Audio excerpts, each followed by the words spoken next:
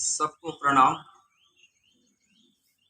आज हम एक यूनिवर्सल मूवमेंट पे आपसे बात कर रहे हैं। आज का जो ये परमाणु संकट है, जिससे पूरी दुनिया हिली पड़ी है और सब जानते हैं कि एक छोटी सी चिंगारी इस पूरी दुनिया को, पूरे प्लेनेट को खत्म कर सकती है। इस यूनिवर्सल मूवमेंट का नाम है द डिवाइन फोर्स 123। 123 का मतलब है UBUMUD, universal brotherhood, United masters और यूनिवर्सल डिसआर्मामेंट। अब आपने यूनिवर्सल ब्रदरहुड की बातें तो सभी जगह सुनी हैं, सभी साधु संत महात्मा बातें करते हैं, पर प्रैक्टिकली जो भाईचारे का माहौल बनना चाहिए इस धरती पे, वो बन नहीं पा रहा।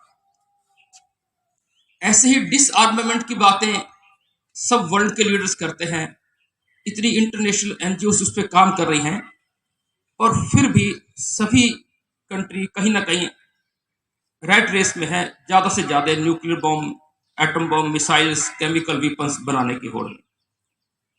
तो जितने भी प्रयास हो रहे हैं यूपी और यूडी की दिशा में, ब्रदरहुड और डिसआर्मामेंट की दिशा में, वो सब कहीं ना कहीं फ्यूटाइल होते जा रहे हैं, व्यर्थ होते जा रहे हैं।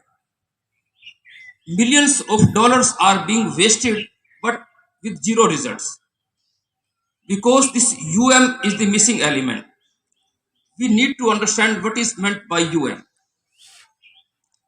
आपने यूनाइटेड नेशंस के बारे में सुना ही है, तो उस लेवल की बॉडी, एक यूनाइटेड मास्टर्स, वो अब हिंदुस्तान में बने।